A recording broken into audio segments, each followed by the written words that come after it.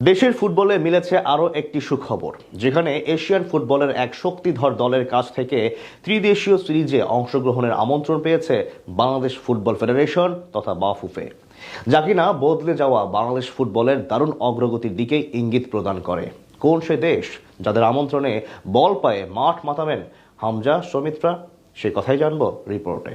আসন্ন নভেম্বরে বাংলাদেশে অনুষ্ঠিত হতে যাচ্ছে সাফ চ্যাম্পিয়নশিপের লড়াই। 7 দলের অংশগ্রহণে অনুষ্ঠিত দক্ষিণ এশিয়ান ফুটবলের এই মহারণকে ঘিরে সাজ রব বিরাজ করছে দেশের ফুটবল আঙ্গনে। শুক্রবার রাজধানী ঢাকার একটি হোটেলে জাঁকজমকপূর্ণ অনুষ্ঠানের মধ্য দিয়ে যেখানে লোগো উন্মোচন করা হয় প্রতিযোগিতাটির, আর এরই মধ্যে দারুণ এক সুখবর পেল লাল সবুজের ফুটবল প্রেমীরা, যেখানে সেপ্টেম্বরের ফিফা উইন্ডোতে একটি ত্রিদেশীয় সিরিজের জন্য বাংলাদেশকে প্রাথমিকভাবে আমন্ত্রণ জানিয়েছে কিরগিজস্তান। ফিফা র্যাঙ্কিং 106 নম্বর অবস্থানে থাকা মধ্য এশিয়ার এই দলটি ফুটবলের শক্তি সামর্থ্যে বাংলাদেশের চেয়ে অনেকখানি এগিয়ে রয়েছে। তাই তো সাফ চ্যাম্পিয়নশিপের আগে এমন প্রতিপক্ষের বিপক্ষে মাঠে নামতে পারলে প্রস্তুতির কমতি থাকবে না টাইগারদের। যদিও সেপ্টেম্বরের ফিফা উইন্ডোতে ঘরের মাঠে 4 জাতির এক টুর্নামেন্ট আয়োজনের পরিকল্পনা রয়েছে বাফুফের, ফলে কিরগিজস্তানের ত্রিদেশীয় এই সিরিজটিতে হামজা সমিতদের অংশগ্রহণ এখনো নিশ্চিত নয়। যদিও অনূর্ধ্ব 23 দলকে কিরগিজস্তানে পাঠিয়ে দেশটার আমন্ত্রণ রক্ষা করতে পারে বাফুফে। এমনিতে প্রবাসী ফুটবলারদের আগমনে প্রাণ সঞ্চার হয়েছে দেশের ফুটবলে,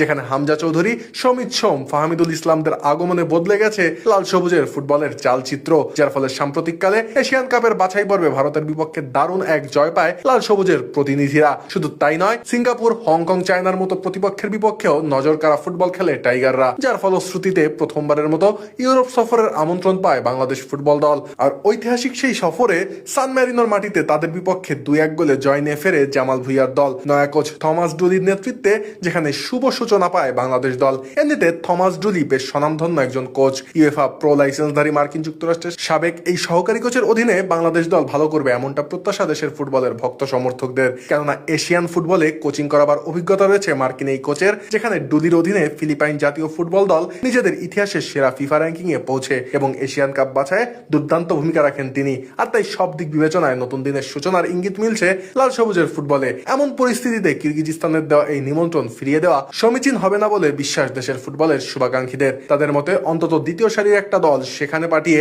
দুদেশের ফুটবলীয় সম্পর্ককে এগিয়ে নিয়ে যাওয়া প্রয়োজন, যার ফলে ভবিষ্যতে ফাঁকা উইন্ডোতে প্রতিপক্ষ হিসেবে তাদেরকে যেমন পাওয়া যাবে, ঠিক তেমনি ভাবে সাফ চ্যাম্পিয়নশিপের আগে পাইপলাইনে থাকা ফুটবলারদের ঝালিয়ে নেবারও এক দারুণ সম্ভাবনা মিলবে টিম ম্যানেজমেন্টের সামনে।